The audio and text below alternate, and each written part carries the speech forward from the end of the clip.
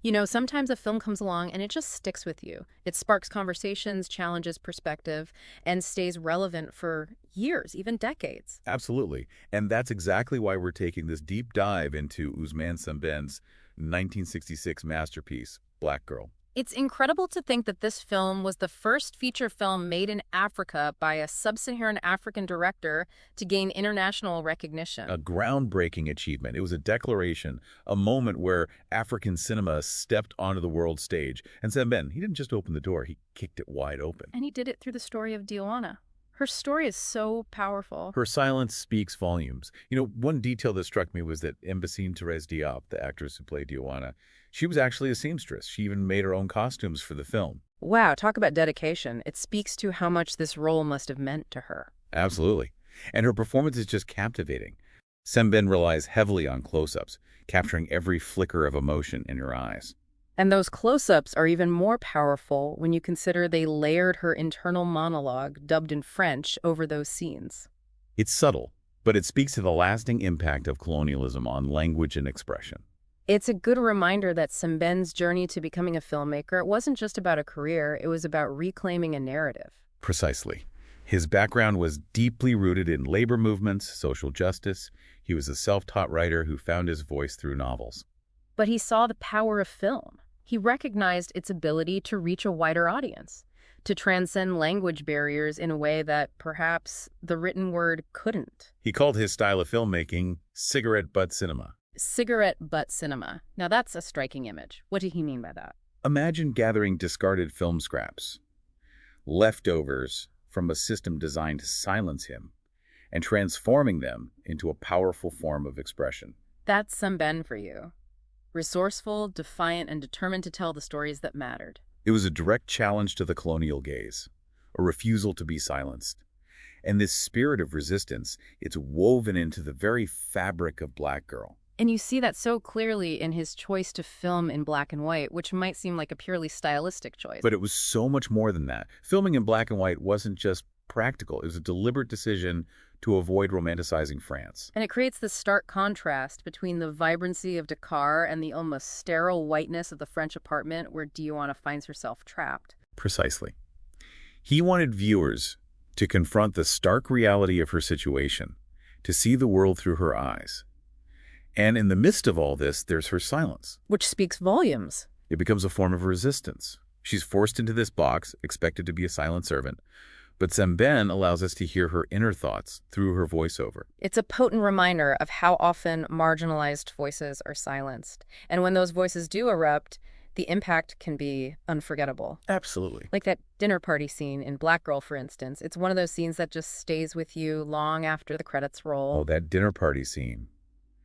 It's masterfully done. Sembène slowly ratchets up the tension. You're right. It's palpable. You have Diouana serving these guests, and they're just casually spouting racist remarks right in front of her. Completely oblivious. Totally.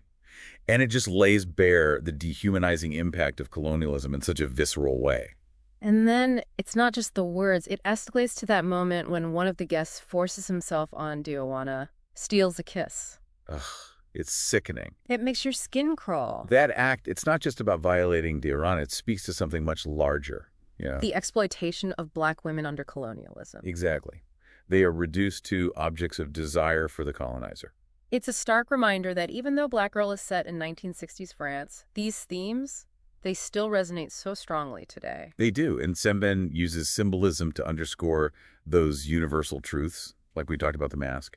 But I'm also struck by the setting of the film. Is south of France? Yes. A region usually associated with beauty, luxury, idyllic landscapes. It's almost ironic when you think about it. It is. This idyllic setting, it becomes a gilded cage for Diouana. She's surrounded by all of this supposed beauty, but it's completely out of reach. Right, and it makes you question who gets to enjoy paradise, whose stories are deemed worthy of being told, whose realities are valued. It's a question we're still grappling with today. Absolutely. And Diouana's isolation, it's not just physical, it's cultural too. You see that in the way she clings to her memories of Dakar, to the fabric of her dress, the mask. It's like those pieces of her heritage. They're present, but they're fragmented. Like souvenirs in a museum stripped of their original meaning. Precisely. She's caught between two worlds, belonging to neither. Which makes that ending all the more heartbreaking. Sembène doesn't shy away from the brutal reality of Diouana's situation. Her suicide. It's a powerful indictment of colonialism, of how it can crush the human spirit. One of the sources called Diouana a victim, but also a refreshingly multidimensional character, and I think that's such a crucial point. She's not just a symbol, she's a complex woman with her own hopes, dreams, vulnerabilities. Exactly, and that's what makes her death so impactful. It's not some abstract tragedy, it's a profound personal loss. And then that final scene with the mask being returned to Dakar. Oh, that image, the way Sembène frames it, the mask taking center stage, it's unforgettable, but also so open to interpretation. What do you make of it? It's like all of Diouana's pain, her silenced voice, her journey, it's all woven into that mask. And sending it back to Dakar, it's like a form of release. Yes, a way of reclaiming what was lost. But there's another layer to that ending that I find particularly striking. The young boy, right, the one who puts on the mask. Yes, he puts on the mask, and then he's chasing Monsieur through the streets, tears streaming down his face. It's such a powerful image. What do you make of it? Honestly, it's one of those cinematic moments that stays with you, full of contradictions.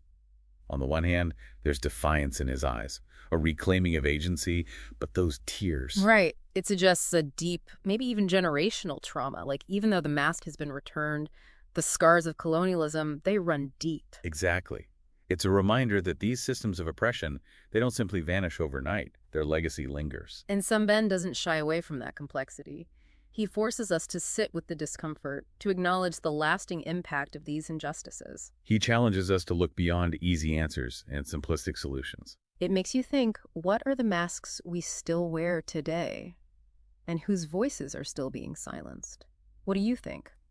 What films have you seen that carry forward Sembène's legacy? Films that challenge us to confront injustice head on. Sembène set a high bar, that's for sure. He did. But his work reminds us that film isn't just entertainment. It's a powerful tool for social change. It can spark conversations, challenge our assumptions, and inspire us to create a more just and equitable world. Absolutely. So, to our listeners, we leave you with this. What stories resonate with you? What films, books, or art forms inspire you to action? Because as Sembène himself once said, cinema is not an end in itself, but a means to an end.